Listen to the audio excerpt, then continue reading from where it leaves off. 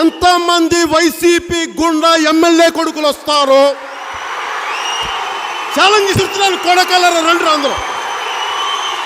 అందరూ బయటికి కొడకల్లారా.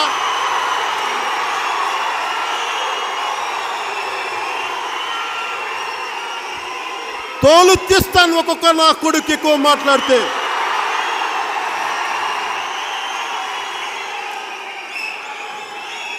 రే, ఇప్పటిదాకా పవన్ కళ్యాణ్ తాలూకు మంచితనం చూశారు కొడకల్లారా మీరు, సహనం చూశారు మీరు, మంచితనం చూశారు మీరు, వాడి సహృదయత చూశారు మీరు.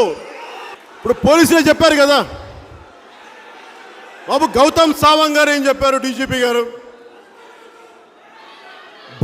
వాళ్ళ భావస్వేచ్ఛని ప్రకటించారు. నేను కూడా నా రాజ్యాంగం, భారత రాజ్యాంగం కల్పించిన హక్కుని,